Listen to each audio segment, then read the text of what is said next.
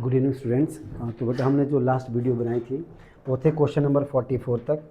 तो अब यहाँ से आगे के देख लेते हैं आप क्वेश्चन नंबर 46 से आगे। क्वेश्चन नंबर 46 था the value of gravitational acceleration is maximum eight.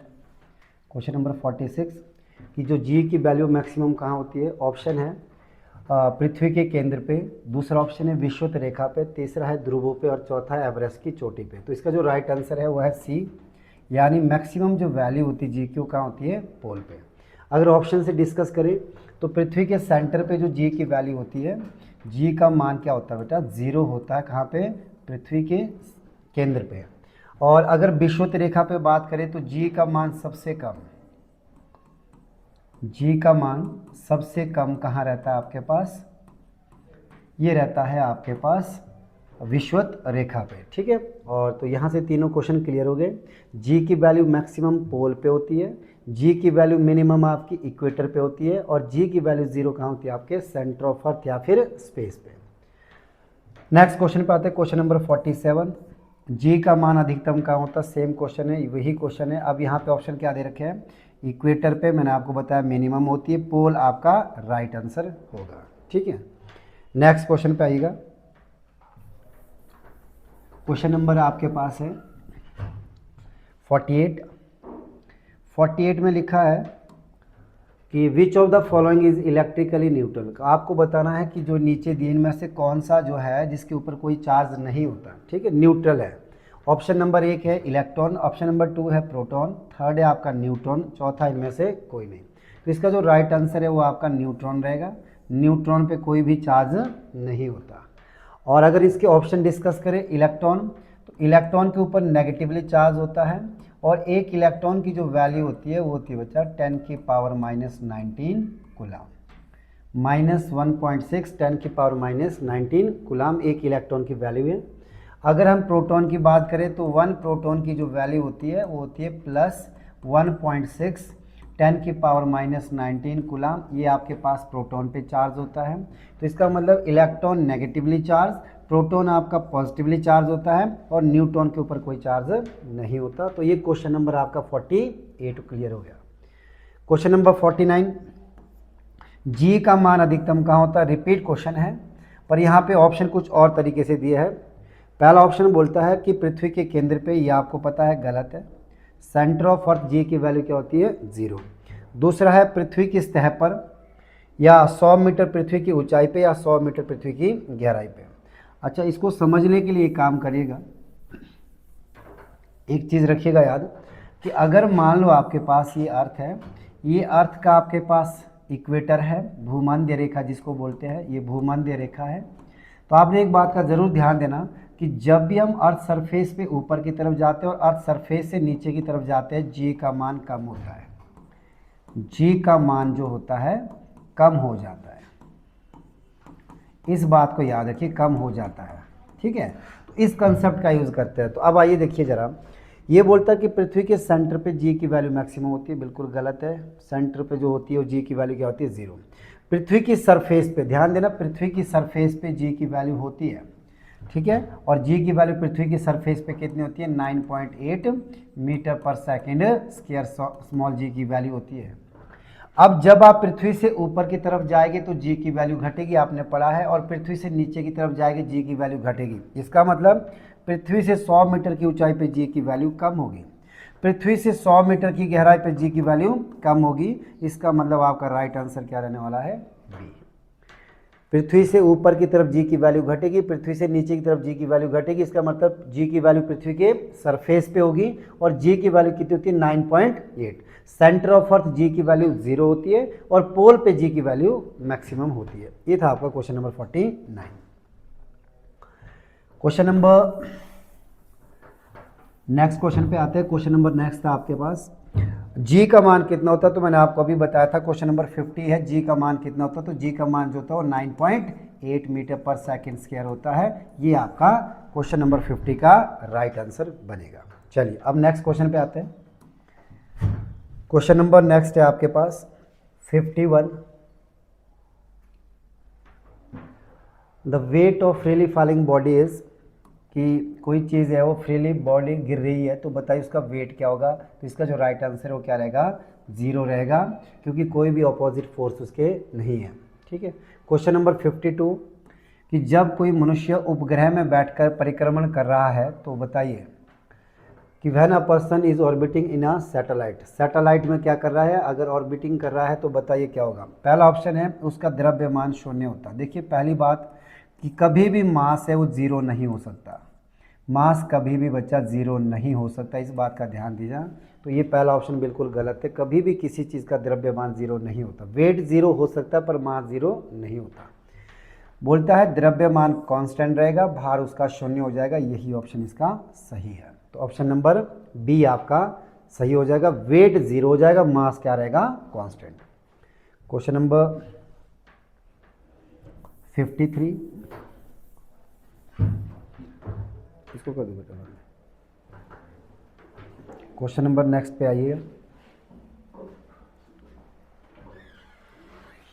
53 पे देखिए बेटा। 53 पे क्या बोला है, which of the following is incorrect. आपको बताना है कि ये जो नीचे दिए गए ऑप्शन में से कौन सा गलत है। नंबर 1 बोलता है कार्य करने की क्षमता को ऊर्जा कहते हैं, बिल्कुल सही है। कार्य करने की जो क्षमता है उसको क्या बोलते हैं, ऊर्जा। नंबर 2 कार्य करने की दर को क्या बोलते हैं, पावर बोलते हैं, ये भी बिल्कुल सही है। तीसरा बोलता है कार्य और ऊर्जा के जो यूनिट होते हैं वो जूल होते हैं, बेटा ये भी सही है। ये बोलता है पावर ऑफ यूनिट क्या है, जूल है, ये गलत है। क्योंकि आपको पता है पावर के जो यूनिट होते हैं, पावर के यूनिट या तो होते हैं वॉट या होते हैं पावर के यूनिट जूल पर सेकंड, ये 2 यूनिट होते हैं, ये यूनिट नहीं होता, सिंगल जूल नहीं होता। Question number 54 the formula of centripetal acceleration. Centripetal acceleration का जो फॉर्मूला होता है वो होता है v²/r, यानी ए ऑप्शन क्या होगा आपका सही। v इसमें वेलोसिटी, r आपकी रेडियस है। नाउ नेक्स्ट क्वेश्चन पे आते हैं, क्वेश्चन नंबर 55। क्वेश्चन नंबर 55 देखिए, क्वेश्चन नंबर 55 पे क्या बोला है कि यदि आप फोर्स F अप्लाई करते हैं किसी ऑब्जेक्ट पे और उसकी वेलोसिटी कितनी है, मूव है, तो बताइए पावर क्या होगी। देखो पावर का जो फॉर्मूला होता है, अगर हम पावर देखें तो पावर क्या होती है, वर्क अपॉन टाइम होता है। ठीक है। और वर्क को आप फर्दर देखिए तो वर्क क्या होती है, फोर्स इनटू डिस्प्लेसमेंट होती है, अपॉन में क्या चलेगा, टाइम। तो फोर्स को सेम रखिएगा, डिस्प्लेसमेंट अपॉन टाइम क्या होती है, वेलोसिटी होती है, तो जो रिजल्ट है वो क्या बन गया, फोर्स इनटू वेलोसिटी। तो इसका मतलब जो राइट आंसर है वो क्या रहेगा आपका, ए ऑप्शन है, फोर्स इनटू वेलोसिटी। तो ये क्वेश्चन नंबर आपका 55 होगा। ये थोड़ा डिटेल में पूछा गया था, तो यहाँ पे एक रिजल्ट निकालना था आपने। Power is equal to work upon time, ये फॉर्मूला है पावर का, और आगे मैंने इसको वर्क के रिलेशन से डिराइव कर दिया। क्वेश्चन नंबर 56 मैकेनिकल एनर्जी को किस में कन्वर्ट कर सकते हैं। मैकेनिकल एनर्जी होती है बेटा, मैकेनिकल एनर्जी बोलते हैं काम करने की ऊर्जा को, काम करने की ऊर्जा। ठीक है, काम करने की ऊर्जा को क्या बोलते हैं, मैकेनिकल एनर्जी। और ये किसका कॉम्बिनेशन होता है, potential energy plus kinetic energy का कॉम्बिनेशन होता है। ठीक है, हम कोई भी काम करते हैं तो मैकेनिकल एनर्जी है। ये बोलता है कि मैकेनिकल एनर्जी को आप साउंड में बदल सकते हैं, क्या ये सही है। तो मैकेनिकल को साउंड में बदला जा सकता है। आप कैसे, मान लो आप क्लैप कर दो, तो आपको पता है जब आप क्लैप करोगे तो मैकेनिकल एनर्जी से क्या प्रोड्यूस होगी, साउंड, तो बदला जा सकता है। दूसरा है इलेक्ट्रिकल एनर्जी में बदला जा सकता है। इलेक्ट्रिकल एनर्जी में भी आप बदल सकते हैं, जैसे आप डैम में पानी स्टोर है, तो आपको पता है डैम से जब पानी गिराया जाएगा तो इलेक्ट्रिसिटी प्रोड्यूस होगी, यानी मैकेनिकल को आप इलेक्ट्रिकल भी बना सकते हो। दूसरा ऑप्शन भी सही है। तीसरा बोलता है कि हीट में कन्वर्ट कर सकते हैं, तो मैकेनिकल को आप हीट भी बना सकते हो। आप अपने हाथ को रब करिए, जब आप हाथ को रब करते हैं तो हीट प्रोड्यूस होती है, तो इसका मतलब हीट एनर्जी में भी कन्वर्ट हो सकता है। तो इसका जो राइट आंसर रहने वाला है वो है आपका डी ऑप्शन, क्या बनेगा आपका सही बनेगा। ठीक है, तो यानी मैकेनिकल एनर्जी को आप इन सभी में कन्वर्ट कर सकते हैं, तो जो आपका आंसर रहने वाला है ये सभी। क्वेश्चन नंबर 57, क्वेश्चन नंबर 57 पे क्या बोलता है कि केमिकल एनर्जी को किस में कन्वर्ट किया जा सकता है, केमिकल एनर्जी को। तो देखिए केमिकल एनर्जी को लाइट एनर्जी में कन्वर्ट कर सकते हैं, बिल्कुल। केमिकल एनर्जी का बेस्ट एग्जांपल है मोमबत्ती। अगर आप मोमबत्ती को जला दो तो बताओ लाइट मिलती है, बिल्कुल मिलती है, तो इसका मतलब इसमें कन्वर्ट कर सकते हैं आप।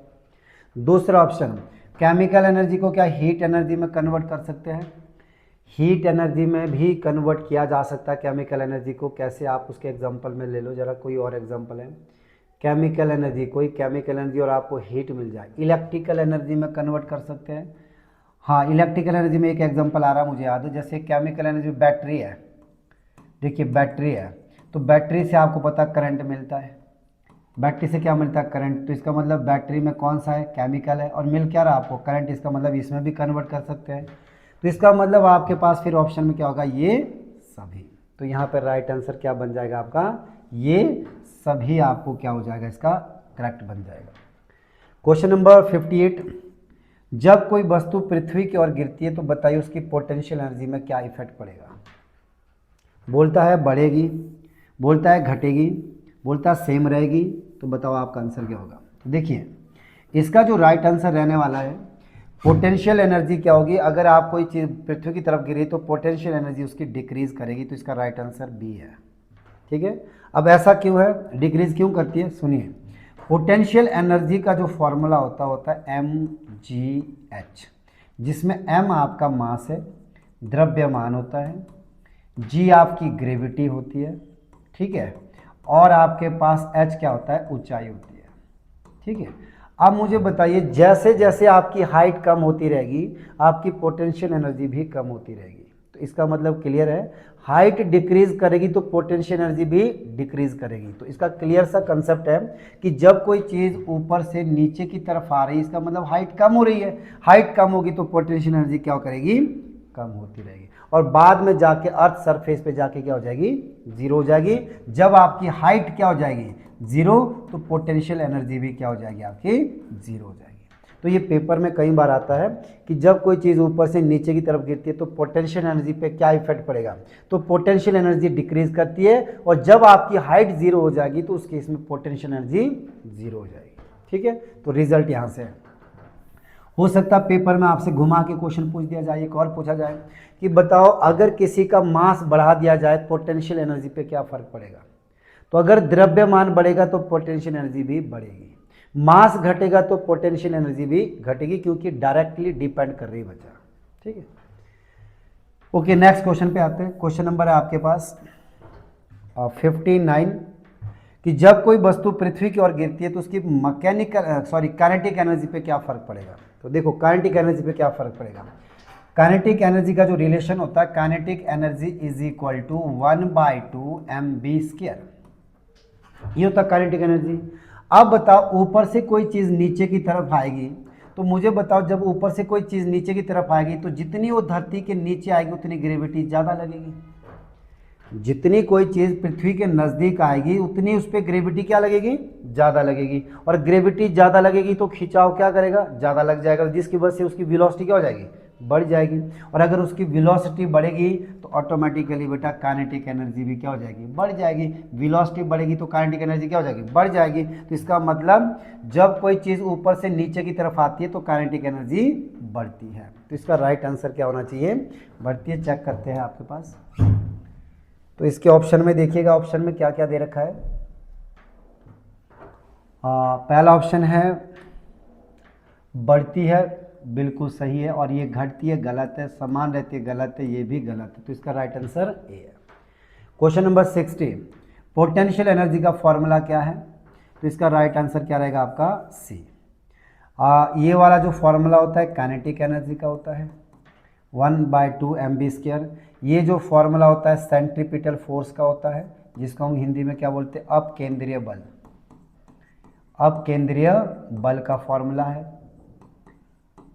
और ये वाला जो फॉर्मूला है संवेग का है, लीनियर मोमेंटम। ये लीनियर मोमेंटम का फॉर्मूला है जिसका रिलेशन क्या होता है? P is equal to mv।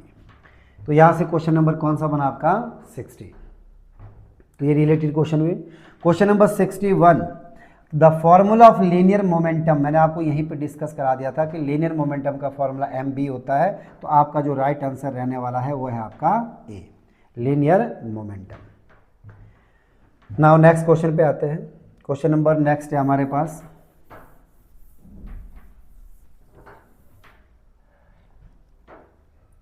62, question number 62 पे बोलता है कि when temperature is decrease surface tension पे क्या इफेक्ट पड़ेगा। बोलता है कि जब आप तापमान को कम करते हैं तो सरफेस टेंशन यानी पृष्ठीय तनाव पे क्या फर्क पड़ेगा। देखो इसको समझने के लिए काम करेगा। आप ये समझो कि अगर आपके पास कोई चीज़, अगर पृष्ठीय तनाव को कैसे समझना कि अगर आपके पास पृष्ठीय तनाव के कारण क्या होती है, वर्षा की बूंदें क्या होती है, गोल होती है। तो आपने एक रिजल्ट सुना होगा। तो देखो बेटा, अगर आपके पास कोई चीज़ जल्दी जल्दी गिर रही है नीचे, अगर वर्षा की बूंदें जल्दी जल्दी गिर रही है तो समझ जाना उसका सरफेस टेंशन कम है, यानी सरफेस टेंशन फोर्स क्या है, कम है। अगर ड्रॉप्स जल्दी जल्दी नहीं गिर रही, बहुत कम गिर रही है, तो इसका मतलब उसका सरफेस टेंशन क्या है, ज़्यादा। ऐसे समझो, एक तरह से गाढ़ापन रहेगा। तो अब बताओ, जब आप टेम्परेचर को बढ़ाते हैं, जब किसी चीज़ को गर्म करते हैं, तो बताओ उसकी ड्रॉप्स जल्दी गिरती है कि आराम से।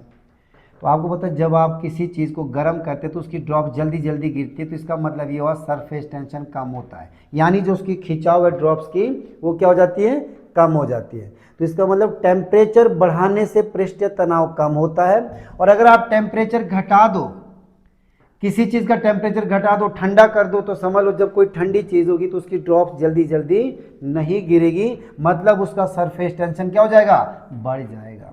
तो आप इसको ऐसे सिंपल वे में समझिएगा कि गर्म करने पे जो पानी की ड्रॉप्स है वो बहुत जल्दी गिरती है, मतलब सरफेस टेंशन जो फोर्स है वो कम हो जाती है। और अगर टेम्परेचर कम कर दे तो सरफेस टेंशन बढ़ जाती है। तो फिलहाल हमारा आंसर है टेम्परेचर कम करने पे सरफेस टेंशन क्या हो जाती है, बढ़ जाती है। आपका आंसर रहेगा ए।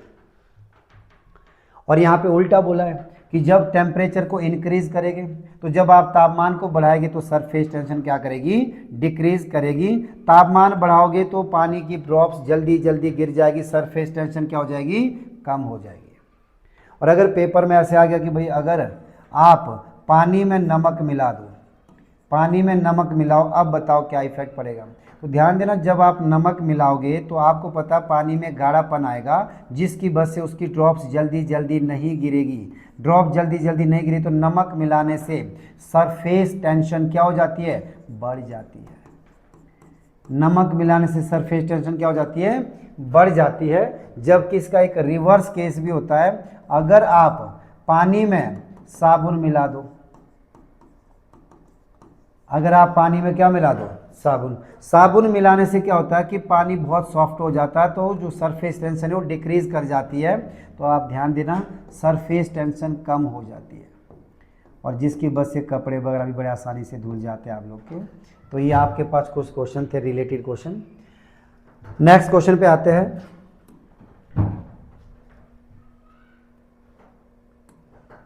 क्वेश्चन नंबर 64 में बोलता है कि which of the following is most elastic, सबसे ज़्यादा इलास्टिक कौन होता है। इलास्टिक समझिएगा, एक लचीलापन जिसमें सबसे ज़्यादा होता है रबड़, रबड़ में होता है पर ज़्यादा नहीं। क्वार्ट्ज, कांच, इसका राइट आंसर है स्टील। तो स्टील सबसे ज़्यादा मोस्ट इलास्टिक होता है, ठीक है, इसीलिए ब्रिज वगैरह बनाने के लिए इसी का ही प्रयोग किया जाता है। इलास्टिसिटी इसको बोलते हैं कि मान लो ये लोहा है, अगर यहाँ पे आप लोड डाल दोगे तो ये जो इलास्टिक है ये ऐसे हो जाएगा, ऐसे बन जाएगा, और जब आप लोड को हटा दोगे तो वापस वही पोजीशन ले लेगा जहाँ पे ये ओरिजिनल पोजीशन पे था। इसी चीज़ को क्या बोलते हैं, इलास्टिसिटी। तो मोस्ट इलास्टिक क्या होता है आपका, steel. Question number 65, capillary depend on, capillary सबसे पहले समझते हैं कैपिलरी क्या होता है। कैपिलरी क्या होता है कि जब किसी सिलेंड्रिकल ऑब्जेक्ट में फ्लूइड वगैरह ऊपर चढ़ता है, बेटा देखा होगा आपने, दिए में, ठीक है, लैंप में जो तेल है वो आसानी से ऊपर चढ़ जाता है, तो उसका जो प्रिंसिपल है कौन सा है, कैपिलरी एक्शन। तो क्वेश्चन ये है कि ये जो कैपिलरी एक्शन है वो किसके ऊपर डिपेंड करता है। तो इसके ऑप्शन देखो, हाइट ऑफ वेसल, तो ये बिल्कुल गलत है, हाइट का कोई लेना देना नहीं होता कैपिलरी एक्शन में। रेडियस बिल्कुल सही है, इसी के ऊपर डिपेंड करता है। जितनी रेडियस कम होगी समझ जाना आपके पास फ्लूइड आसानी से ऊपर चढ़ जाएगा, जितनी रेडियस ज़्यादा होगी समझ जाना आपका फ्लूइड ऊपर बहुत कम चढ़ेगा। तो ये रेडियस के ऊपर डिपेंड करता है आपका कौन सा, कैपिलरी एक्शन। और कई बार इसका क्वेश्चन ऐसे भी आता है कि जो जाइलम होता है, पेड़ पौधे, जो जड़ों के द्वारा पानी ऊपर जाता है, बेटा जड़ों के द्वारा पानी जो ऊपर चढ़ता है पेड़ पौधों पे, वो किस प्रिंसिपल पे काम करता है। तो उसका जो राइट आंसर है वो भी कौन सा है, कैपिलरी एक्शन ही रहेगा। चलिए नेक्स्ट क्वेश्चन पे आते हैं आपके पास, क्वेश्चन नंबर 66 कि किसी द्रव से भरे पात्र के पर दाब समानुपाती नहीं है, pressure at the bottom of liquid field vessel is not proportional. Pressure at the bottom of liquid field vessel is not proportional. अच्छा, ये बोलता है कि अगर किसी बर्तन में आपने फ्लूइड डाला है, ठीक है, फ्लूइड डाला है, तो बताओ जो प्रेशर है वो किसके ऊपर डिपेंड नहीं करता। यहाँ पे जो प्रेशर क्रिएट होगा वो किसके ऊपर डिपेंड करता है और किसके ऊपर नहीं करता। बोलो द्रव की हाइट पे करेगा, तो आप ऐसे समझो कि जितना ज़्यादा ये फ्लूइड होगा उतना ज़्यादा प्रेशर यहाँ पे क्रिएट होगा। तो इसका मतलब प्रेशर के ऊपर तो ये डिपेंड करेगा, हाइट के ऊपर तो डिपेंड करेगा, तो इसका मतलब इस पे तो करेगा। बोलो एरिया ऑफ बेस, इस बेस के एरिया पे डिपेंड करेगा, तो एरिया ऑफ बेस के ऊपर कोई लेना देना नहीं है बेटा, एरिया ऑफ बेस के ऊपर नहीं करेगा, तो इसका मतलब ये ऑप्शन नॉट है, तो इसके प्रोपोर्शनल नहीं है। और बाकी डेंसिटी, डेंसिटी बोलते हैं भारीपन को। अगर फ्लूइड आपका भारी होगा तो नेचुरल सी बात है फोर्स यहाँ लगेगी।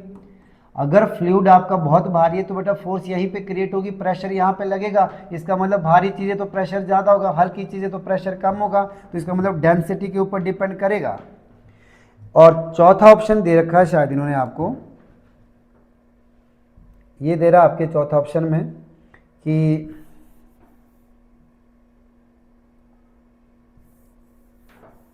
एक्सेलेरेशन, एक्सेलेरेशन के ऊपर डिपेंड करेगा। देखो एक्सेलेरेशन पे ऊपर भी डिपेंड करेगा बेटा, जितना ग्रेविटी ज़्यादा होगी उतनी चीज़ नीचे की तरफ खींची जाएगी, तो प्रेशर ज़्यादा क्रिएट होगा। तो एक्सेलेरेशन पे भी डिपेंड करता है, हाइट पे भी डिपेंड करता है, एरिया पे डिपेंड नहीं करता, और डेंसिटी पे डिपेंड करता है। तो ये एक चीज़ के ऊपर डिपेंड नहीं करता, वो है आपका area of base. Question number 67 पे आइएगा। क्वेश्चन नंबर 67 बोलता है कि वर्षा की बूंदें गोल होने का कारण क्या है। ये हमने पहले भी पढ़ा था, तो इसका राइट आंसर है सरफेस टेंशन। सरफेस टेंशन के कारण ही क्या करती है, जो आपका वर्षा की बूंदें गोल हो जाती है। और सरफेस टेंशन का जो फॉर्मूला होता है फोर्स अपॉन लेंथ, और यहाँ से आप लोग इसका ऐसा यूनिट भी बता सकते हैं, फोर्स के न्यूटन, लेंथ के मीटर, तो ये बन जाएगा न्यूटन पर मीटर। इसका जो यूनिट बन जाएगा न्यूटन पर मीटर, आपका राइट आंसर होगा। क्वेश्चन नंबर 68, पानी में डूबी हुई बाल्टी हल्की प्रतीत होती है, ऐसा क्यों। तो ऐसा आप लोगों ने देखा होगा कि अगर आप पानी में कोई चीज़ डालोगे तो हल्की दिखाई देती है। इसके पीछे का रीज़न है, देखो मान लेते ये आपके पास कोई बड़ा सा बर्तन है, आपने इसके अंदर क्या डाल दी, बाल्टी डाल दी, और ये किससे भरा है, पानी से भरा है। तो आर्किमिडीज ने एक प्रिंसिपल दिया था कि पानी में एक फोर्स लगती है ऊपर की तरफ, जिसको बोलते हैं अपथ्रस्ट फोर्स। अपथ्रस्ट फोर्स, ये अपथ्रस्ट फोर्स हमेशा अपवर्ड डायरेक्शन में लगती है ग्रेविटी के। तो जब आप बाल्टी को पानी में डालेंगे तो एक फोर्स ऑलरेडी उसमें ऊपर की तरफ लगेगी, जिसकी वजह से वो बाल्टी आपको हल्की दिखाई देगी। तो इसका जो राइट आंसर रहेगा अपथ्रस्ट फोर्स होगा। पर इन्होंने क्या बोला है कि पानी का भार कम कर देता। अच्छा, पानी का उत्थान बल, उछाल उसके भार को कम कर देता है। Upthrust of water reduce its weight. अच्छा, अगर आपको ऑप्शन से करना है, बाकी मैंने आपको बता दिया कि अपथ्रस्ट फोर्स क्या होती है, जो किसके अपोजिट लगती है बेटा, किसी पानी को ऑब्जेक्ट में जब आपको मिला देते हैं, जब आप किसी ऑब्जेक्ट को पानी में मिला देते हैं तो जो आपके फोर्स लगेगी। अच्छा, यहाँ ऑप्शन से देखते ज़रा क्या बोलता है। बोलता है कि अच्छा, इसमें एक पहला ऑप्शन भी रह गया हमारा, पानी में डूबी बाल्टी हल्की प्रतीत होती है। इसका ऑप्शन है पानी upthrust of the water reduce its weight. पानी पे upthrust of the water reduce its weight, हाँ बिल्कुल, ये जो अपथ्रस्ट फोर्स है वो इसके वेट को क्या कर देगा बेटा, कम कर देगा। अच्छा, ये आपके पास यहाँ पे क्वेश्चन बोला कि पानी में डूबी बाल्टी हल्की प्रतीत होती है अपथ्रस्ट फोर्स के कारण, ये बचा इसका आंसर, क्योंकि जो अपथ्रस्ट फोर्स है उसके वेट को क्या कर देगा, कम कर देगा। ठीक है, तो ए ऑप्शन आपका सही होगा। नेक्स्ट देखिए, अगला है आपके पास, एक लोहे की कील पानी में डूब जाती है जबकि पारे में तैरती है, ऐसा क्यों है।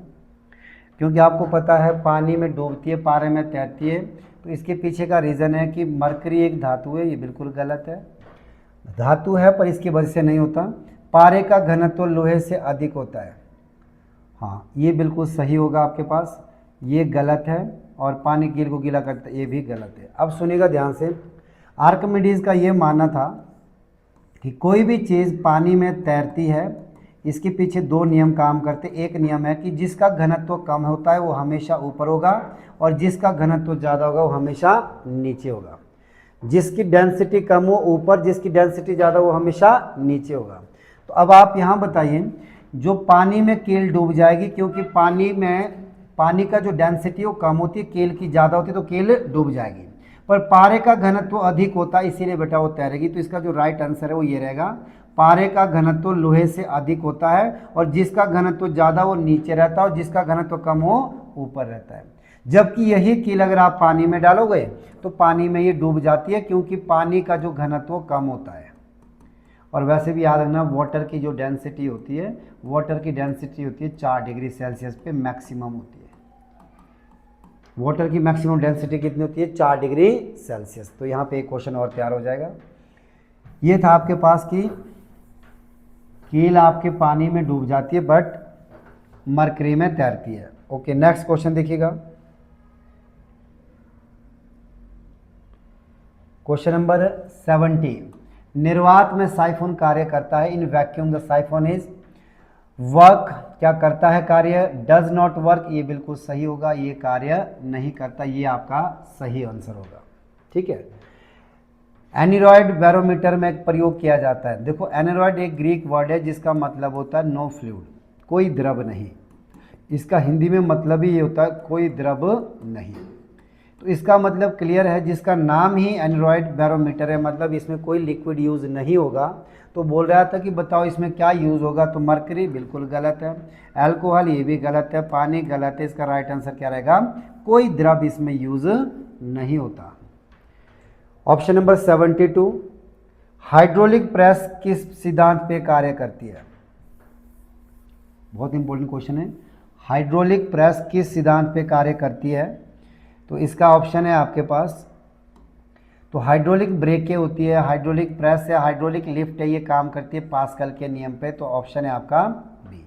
और अगर आपसे पूछे कि पास्कल का नियम किससे जुड़ा है, तो ध्यान देना, पास्कल का नियम जुड़ा है दाब से, ये प्रेशर से जुड़ा है। ठीक है, तो ये आपके पास क्वेश्चन नंबर 72 हुआ। अगर आपसे पूछे आर्किमिडीज प्रिंसिपल, तो ये तैरने से जुड़ा है। ठीक है। अगर पूछे बर्नौलीज प्रिंसिपल, तो ये फ्लूइड है, ऊर्जा से जुड़ा है, या फिर आप बोल सकते हैं फ्लो ऑफ लिक्विड। चलिए नेक्स्ट क्वेश्चन पे आते हैं। क्वेश्चन नंबर है आपके पास 73, हुक्स लॉ। हुक्स लॉ का जो रिलेशन है वो किसके साथ है? बोलता है स्ट्रेस स्ट्रेन। तो ये बिल्कुल सही है। हुक लॉ के अनुसार जो स्ट्रेस है वो डायरेक्टली डिपेंड करता है स्ट्रेन के ऊपर। ठीक है, तो इसका जो राइट आंसर रहने वाला है वो है आपका ए ऑप्शन।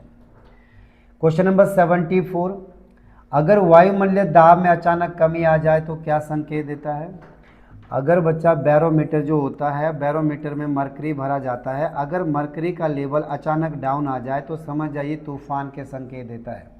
अगर धीरे धीरे गिरे तो समझ जाना बारिश होगी, और अगर एक समान रहे या फिर थोड़ा उठ जाए तो साफ मौसम के संकेत देता है। तो ऑप्शन आपका जो इसका रहने वाला है वो है ए, तूफान आएगा अगर अचानक गिर गया। क्वेश्चन नंबर 75 में क्या लिखा है आपके पास? 75 में बोलता है कि एक जेट विमान हवा में उड़ता है क्यों? जेट के द्वारा उत्पन्न थ्रस्ट ग्रेविटेशनल फोर्स को बैलेंस करती है। जेट के द्वारा उत्पन्न थ्रस्ट ग्रेविटेशनल फोर्स को बैलेंस करती है, ऐसा नहीं है। दूसरा है, विमान के समान आयतन की हवा का भार जेट के भार से क्या होता है? अधिक होता है, ऐसा भी नहीं हो सकता। पंखों के पास वायु के प्रभाव से ऊपर की ओर बल लगता है जो ग्रेविटेशनल फोर्स को बैलेंस करता है, बिल्कुल सही है। एक्चुअल में होता क्या है कि जो एरोप्लेन की शेप होती है बेटा, वो स्ट्रीमलाइन शेप होती है। कैसी शेप होती है? स्ट्रीमलाइन। इसके जब हवा इसके पंखों से क्रॉस होती है तो इतने फास्ट से क्रॉस होती है, इतनी स्पीड से क्रॉस होती है कि जो आपका ग्रेविटेशनल फोर्स नीचे की तरफ लग रही होती है उसको बैलेंस कर देती है, जिसको उड़ने में सहायता होती है। तो तो इसका मतलब जो विंग्स होते हैं एरोप्लेन के, जो पंख होते हैं, इसके ऊपर से जब हवा क्रॉस हो रही होती है तो क्या करती है, ये ग्रेविटेशनल फोर्स को बैलेंस करती है। तो इसका जो राइट आंसर है वो आपका सी रहेगा। इसका शेप सबसे बड़ा रीज़न होता है कि जो शेप होती है एरोप्लेन वगैरह की वो स्ट्रीमलाइन शेप होती है। Question number 76, Bernoulli principle is based on the law of conservation of. Bernoulli का जो सिद्धांत है वो एनर्जी पर बेस्ड है। तो इसका राइट आंसर है आपका सी। एक पिंड किसी द्रव में तैर रहा है, पिंड पर ऊपर की ओर लगने वाला बल क्या कहलाता है? तो मैंने अभी भी बताया था कि जब कोई किसी वस्तु को आप जब किसी वस्तु को आप पानी में डालते हैं तो उस पर एक फोर्स लगती है जिसको बोलते हैं अपथ्रस्ट फोर्स। क्या बोलते हैं? Upthrust force. तो इसके ऑप्शन देख लेते हैं ज़रा क्या दिए हैं। अच्छा, इसमें दिया है कि बताइए किसके बराबर लगेगा। अगर कोई वस्तु बच्चा पानी में फ्लोट कर रही है, इसका मतलब विस्थापित द्रव के भार के बराबर होगा। कोई चीज़ पानी में अगर तैर रही है, इसका मतलब ये हुआ कि इसने जितना लिक्विड घेर रखा है उसका वेट और इसका वेट क्या होगा? बराबर होगा, तभी तो ये चीज़ तैरेगी। अगर इसके द्वारा घेरे गए पानी का वेट इससे कम हुआ तो समझ जाओ ये डूब जाएगी, और अगर इसका वेट ज़्यादा हुआ तो ये तैरेगी। तो ये आर्किमिडीज का प्रिंसिपल बोलता है। तो आर्किमिडीज प्रिंसिपल के अनुसार कोई चीज़ पानी में तब तैरेगी अगर उसके द्वारा घेरे गए पानी का वेट उससे ज़्यादा हो तो पानी पे तैरेगी, बिल्कुल तैरेगी, ऊपर तैरती रहेगी। तो यही बोला, या इसके बराबर हो तब भी वो पानी में बिल्कुल तैरती है, सरफेस पे आ जाती है। ठीक है, डूबेगी तब अगर इसके द्वारा घेरे गए पानी का वेट इससे कम हुआ तो समझ जाना ये ऑब्जेक्ट आपका पानी में डूब जाएगा। ये है आर्किमिडीज का प्रिंसिपल। निम्न में से कौन सा पहले श्रेणी का लीवर नहीं है? तो देखिए सीजर ये पहले श्रेणी का लीवर है, ये पहले श्रेणी का है। सीसा भी है, ग्रो बार भी है, व्हील बार नहीं है। तो ये सेकंड श्रेणी का क्या है? आपका लीवर है। क्वेश्चन नंबर 79, उत्प्लावन का सिद्धांत प्रिंसिपल ऑफ बायनेंसी फोर्स किसने दिया था? इसका राइट आंसर है आर्किमिडीज। तैरने का नियम किसका दिया है? आर्किमिडीज के अनुसार। नेक्स्ट देखिएगा,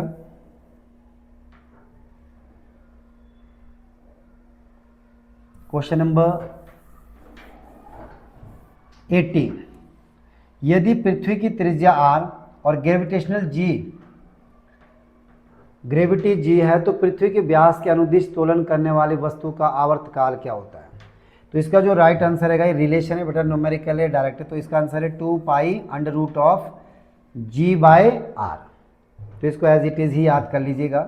क्वेश्चन नंबर 81, वायुयान में प्रयोग के लिए हाइड्रोजन की तुलना में हीलियम बेहतर है, ऐसा क्यों? यानी एरोप्लेन में हाइड्रोजन की अपेक्षा हीलियम को ज़्यादा बेहतर ईंधन माना जाता है, ऐसा क्यों है? ये बोलता है हीलियम की घनत्व कम होता है, इससे तो कोई बेनिफिट नहीं मिलेगा। हीलियम का घनत्व अधिक होता है, ये भी गलत है। अब देखिएगा नेक्स्ट, ये बोलता है हीलियम लेस केमिकली रिएक्टिव, भी बिल्कुल सही है। देखिए हीलियम जो होता है ये कम रिएक्टिव होता है किसकी अपेक्षा?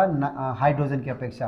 और आपको होता है जो हीलियम होता है इसको इनर्ट गैस कहते हैं, नोबल गैसेज कहते हैं इनको।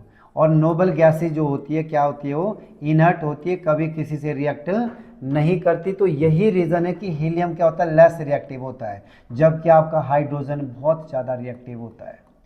इसीलिए हाइड्रोजन की अपेक्षा हीलियम को ज़्यादा बेटर माना जाता है as a fuel. Okay, next है working of Bramah press is. देखो ब्रह्मा प्रेस और हाइड्रोलिक प्रेस एक ही बात होती है, ये चार्ल्स किसके? पास्कल के नियम पर कार्यरत है। ठीक है, हाइड्रोलिक ब्रेक, इलेक्ट्रिक प्रेस, सब के सब किस पे? पास्कल के लॉ पे। बर्नौलीज का जो इक्वेशन है वो किससे रिलेटेड है? ये बोलता है फ्लो ऑफ इलेक्ट्रिक करंट, बिल्कुल गलत है। फ्लो ऑफ हीट, ये भी गलत है। फ्लो ऑफ फ्लूइड, बिल्कुल सही है। तो बर्नौलीज का प्रिंसिपल है वो द्रव के बहाव से जुड़ा है। क्वेश्चन नंबर 84,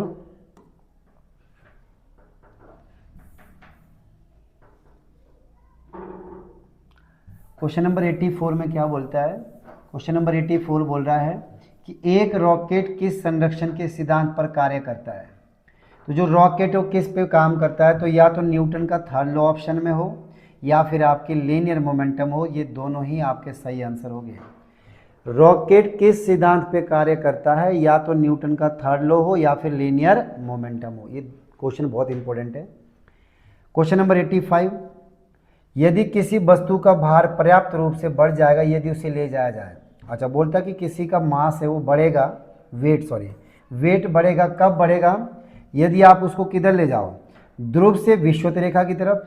आपको पता पोल पे जी की वैल्यू सबसे ज़्यादा होती है, विषुवत रेखा पे कम होती है। तो जब आप पोल से विषुवत रेखा की तरफ लाओगे तो बार बढ़ेगा नहीं बल्कि घटेगा। दूसरा, विषुवत रेखा से ध्रुवों की तरफ, बिल्कुल सही है। तो ये आंसर बिल्कुल सही है, क्योंकि विषुवत रेखा पे जी की वैल्यू कम होती है, ध्रुवों पे जी की वैल्यू ज़्यादा होगी। तो जब आप विषुवत रेखा से ध्रुवों की तरफ ले जाएंगे तो भार क्या हो जाएगा? बढ़ जाएगा। बी ऑप्शन क्या बन जाएगा? आपका सही बनेगा। इसका राइट आंसर है बी। क्वेश्चन नंबर 80, पानी का घनत्व तो सबसे अधिक किस ताप पर होता है? तो आपको मैं बता देता हूँ, वाटर की जो डेंसिटी होती है, वाटर की मैक्सिमम डेंसिटी होती है, तो ये रहती है आपके पास कहाँ पे? 4 डिग्री सेल्सियस पे। 4 डिग्री सेल्सियस पे जो वाटर की डेंसिटी वो सबसे ज़्यादा होती है। तो क्वेश्चन नंबर ये था आपका 86। तो इसमें ऑप्शन भी दिया होगा आपके पास, लिखा था कौन सा ऑप्शन है आपके पास? राइट आंसर कौन सा रहेगा? 4 डिग्री सेल्सियस, यानी आपका राइट आंसर है सी। चलिए नेक्स्ट देखते हैं, अल्कोहल का हिमांक ताप क्या है? हिमांक किसको बोलते हैं? हिमांक उसको बोलते हैं जहां पर कोई चीज़ सॉलिड में कन्वर्ट होती है। जब लिक्विड आपका सॉलिड में बदलता है तो उसको फ्रीजिंग पॉइंट कहा जाता है। तो ये बोलता है 100 डिग्री। आपको पता 100 डिग्री पानी का क्या है? पानी का बॉइलिंग पॉइंट होता है। पानी का बॉइलिंग पॉइंट है ये। 130 गलत है। अल्कोहल की बात कर रहा है 130, हाँ अल्कोहल का बात हो रहा है तो बिल्कुल सही बेटा, 130 ही अल्कोहल का क्या होता है? फ्रीजिंग पॉइंट होता है। और यहाँ से ध्यान देना, एक और इम्पोर्टेंट क्वेश्चन करना, अगर आपसे पूछे पानी का बताइएगा, पानी का फ्रीजिंग पॉइंट, पानी का जो फ्रीजिंग पॉइंट रहेगा आपके पास वो है 0 डिग्री सेल्सियस। 0 डिग्री सेल्सियस से नीचे पानी जम जाता है। और अगर पूछे पारे का, तो ये भी काफ़ी इंपॉर्टेंट है, पारे का फ्रीजिंग पॉइंट, तो पारे का जो फ्रीजिंग पॉइंट रहने वाला है आपका वो रहेगा बेटा -39 डिग्री सेल्सियस। ये भी काफ़ी इंपॉर्टेंट है। तो 87 आपने रिलेटेड क्वेश्चन नोट कर देना। पानी का बॉइलिंग पॉइंट, पानी का फ्रीजिंग पॉइंट और पारे का freezing point. Question number next है, यदि बैरोमीटर ऊपर उठता है तो बताइए काय के सूचक देता है? तो मैंने पहले भी बताया था, सुंदर मौसम के संकेत देता है। नेक्स्ट क्वेश्चन देखिएगा, क्वेश्चन नंबर आपके पास 88, पहाड़ों पर चढ़ते समय वायु दाब पर क्या इफेक्ट पड़ेगा? तो जब आप हाइट पे जा रहे होते तो वायुमंडलीय दाब क्या होता है बेटा? कम हो जाता है, ध्यान देना। और वायुमंडलीय दाब जो सबसे ज़्यादा होता है, एटमॉस्फेरिक प्रेशर जो सबसे ज़्यादा होता है वो होता है समुद्र के तट पे। अगर पेपर में कहाँ होता है? समुद्र के तट पर होता है, और ये 76 सेंटीमीटर होता है, 760 mm में होता है। इस रिजल्ट को याद कर लेना। सबसे ज़्यादा वायुमंडलीय दाब कहाँ होता है? समुद्र के तट पे। कितना होता है? सेंटीमीटर में 76 और mm में 760। ऊंचाई में जाते समय क्या होता है? डिक्रीज करता है। क्वेश्चन नंबर 89, तापमान बढ़ाने पर ध्वनि पे वेग पे क्या इफेक्ट पड़ेगा? तो देखो, अगर आप टेम्परेचर बढ़ाओगे तो साउंड की स्पीड भी बढ़ जाती है। राइट आंसर क्या रहेगा? ए। और ये रिजल्ट है कि अगर 1 डिग्री सेल्सियस तापमान बढ़ा दिया जाए तो 0.61 मीटर पर सेकेंड जो वेग है वो बढ़ जाता है, किसका? साउंड का। तो टेम्परेचर बढ़ाने पे साउंड की स्पीड बढ़ जाती है, टेम्परेचर घटाने पे साउंड की स्पीड कम हो जाती है। और अब आके आपको पता है कि साउंड की जो एक नॉर्मल स्पीड हवा में रहती है वो रहती है 332 मीटर पर सेकेंड हवा में, ठीक है, नॉर्मल एयर में। ओके, नेक्स्ट क्वेश्चन पे आते हैं। Question number 90, the working substance of boiler engine. तो बॉयलर इंजन का जो वर्किंग सबस्टांस होता है बेटा, ये बोलता है कोल, ऐसा नहीं है। कैरोसिन भी नहीं है, और लकड़ी नहीं है। तो इसका राइट आंसर है जल का भाप, ठीक है। तो जल भाप जो होता है बॉयलर इंजन का मुख्य पदार्थ है। चलिए नेक्स्ट पे आइएगा। 91, अगर चंद्रमा पर एक व्यक्ति को ले जाए तो उसके भार पे क्या इफेक्ट पड़ेगा? तो देखिए, अगर आप मून पे किसी आदमी को ले जाओगे तो उसका भार घटेगा, बिल्कुल घटेगा। बढ़ेगा नहीं। और घटेगा क्यों? क्योंकि एक रिजल्ट है कि जो चंद्रमा पे ग्रेविटी है वो 1/6 होती है किसकी? पृथ्वी की। पृथ्वी की चंद्रमा पे जो ग्रेविटी है वो कितनी होती है? 1/6 किसकी? पृथ्वी की। तो अगर यहाँ पे कोई 60 किलो का आदमी है, अगर 60 किलो का आदमी धरती पे है, तो अगर आप इसको मून पे ले जाओगे तो सिर्फ 10 किलो का ही रहेगा। वेट क्या हो जाएगा? कम, क्योंकि वहाँ पे जो ग्रेविटी है 1/6 है किसकी? अर्थ की। तो आंसर क्या रहने वाला है? ए। नेक्स्ट क्वेश्चन पे आइएगा। क्वेश्चन नंबर है आपके पास 92। क्वेश्चन नंबर 92 पे क्या बोलता है कि वायुमंडलीय दाब को मापने के लिए किस इंस्ट्रूमेंट का प्रयोग करते हैं? तो देखिए, लैक्टोमीटर यूज करते हैं दूध की शुद्धता, दूध की मापने के लिए। बैरोमीटर करते हैं बच्चा, इसका राइट आंसर है वायुमंडलीय दाब को। गैल्वेनोमीटर करते हैं कम करंट को मापने के लिए, कम विद्युत धारा। कम विद्युत धारा को मापना हो तो हम किसका प्रयोग करते हैं? गैल्वेनोमीटर। अगर करंट ज़्यादा हो तो हम एमीटर का प्रयोग करते हैं। क्वेश्चन नंबर 93, ऐसा टेम्परेचर बताइए सेंटीग्रेड और फ़ारेनहाइट सेम तापमान दिखाती है, ऐसा कोई टेम्परेचर बताइए। तो ये टेम्परेचर है -40 डिग्री। ओके सबका? अच्छा, यहाँ पे 40 डिग्री और यहाँ पे क्या पूछा? वो ताप जिस पर सेंटीग्रेड फ़ारेनहाइट पैमाना शाम होता है। तो दोनों के दोनों क्वेश्चन बच्चा सेम ही है। तो ये आपका एक ही क्वेश्चन है 93 और 94। एंड नेक्स्ट क्वेश्चन पे आइएगा, क्वेश्चन नंबर 95। 95 में बोलता है कि अगर पानी को 0 डिग्री से 10 डिग्री तक आप गर्म करते हैं तो बताइए उसके आयतन पे क्या इफेक्ट पड़ेगा, यानी वॉल्यूम पे क्या इफेक्ट पड़ेगा। देखिए, इसको ऐसे समझते हैं कि अगर आप, ये पानी से भरा बर्तन है, इसमें आपने क्या डाला है? पानी डाला है। जैसे ही आप 1 डिग्री सेल्सियस टेम्परेचर जाएगा तो होता क्या है कि पानी जो है आपका ये क्लोज आ जाएगा, थोड़ा नज़दीक आएगा। तो इसका मतलब 1 डिग्री बढ़ाने से आयतन कम हो गया पर डेंसिटी बढ़ गई। 2 डिग्री पे चले जाओगे तो ये और कट्ठा हो जाएगा, इसका मतलब आयतन और कम हो गया, डेंसिटी बढ़ रही है। कट्ठा कट्ठा हो रहा तो मतलब डेंसिटी बढ़ रही है। 3 डिग्री सेल्सियस पे ये और क्लोज आ जाएगा। 4 डिग्री सेल्सियस पे पानी सबसे ज़्यादा क्लोज आता, तो ये समझिएगा कि 4 डिग्री सेल्सियस वो टेम्परेचर है जब मैक्सिमम डेंसिटी होती है पानी की, यानी पानी सबसे नज़दीक आता है। इसका मतलब अभी आपका आयतन क्या कर रहा है? कम हो रहा है। पर जैसे ही टेम्परेचर यहाँ से परे जाएगा ये वापस फैलना शुरू हो जाता है। तो हमने रिजल्ट क्या निकाला कि पानी की मैक्सिमम डेंसिटी कितनी होती है? 4 डिग्री सेल्सियस, यानी 4 डिग्री सेल्सियस वो टेम्परेचर है जब पानी सबसे क्लोज आता है। उसके बाद ये दोबारा फैलना शुरू करता है। तो डेंसिटी कहाँ पे होती है? 4 डिग्री पे। पर ये बोला आयतन पे क्या इफेक्ट पड़ा? 0 से लेकर 10 तक क्या इफेक्ट पड़ेगा? तो पहले आयतन कम हो रहा है 4 डिग्री सेल्सियस तक, और 4 डिग्री सेल्सियस के बाद ये फिर से बढ़ेगा। तो आप ये बोल सकते हैं कि पहले तो वॉल्यूम कम होगा, बाद में बढ़ेगा। तो इसमें बोला है इंक्रीज गलत, डिक्रीज गलत, रिमेन कांस्टेंट गलत। पहले कम होगा बाद में बढ़ेगा। पहले कम होगा नहीं बेटा, पहले कम नहीं होगा, पहले आयतन क्या हो जाएगा? वॉल्यूम की बात कर रहा ना, पहले कम होगा। हाँ बिल्कुल, पहले आयतन धीरे धीरे क्या हो रहा है? कम हो रहा है, और बाद में आयतन क्या हो जाएगा? बढ़ जाएगा। बिल्कुल सही है। तो ऑप्शन क्या रहेगा आपका?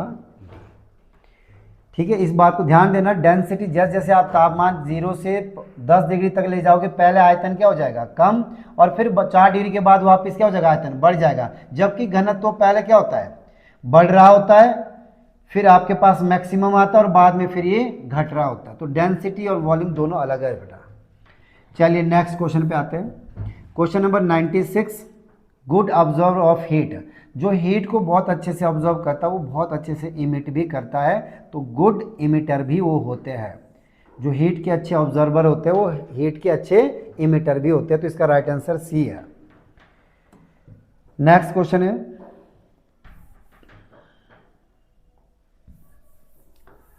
क्वेश्चन नंबर है आपके पास 98, पदार्थ का ठोस अवस्था से गैसीय अवस्था में बदलना क्या कहलाता है? देखिए, वाष्पन, वाष्पन किसको बोलते हैं? जब तरल पदार्थ किस में बन जाए? गैस। या आप ऐसे बोल सकते हैं जब द्रव क्या बन जाता है? गैस। तब क्या बन जाता है? अच्छा, एक क्वेश्चन आपका रह गया बच्चा इसमें, सॉरी, एक क्वेश्चन ऊपर छूट गया था, सॉरी। क्वेश्चन नंबर 97 रह गया एक। क्वेश्चन था कि मिलावट के कारण पानी का क्वथनांक पे क्या इफेक्ट पड़ेगा।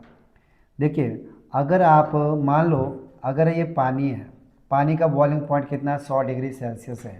अगर आपने इसमें कोई चीज़ मिला दी तो बताओ इसके बॉइलिंग पॉइंट पे क्या इफेक्ट पड़ेगा। तो बेटा अब ये 100 डिग्री पे नहीं उबलेगा, अब इसको उबलने के लिए और ज़्यादा टेम्परेचर की ज़रूरत है, क्योंकि तुमने इसमें कोई चीज़ मिला रखी है।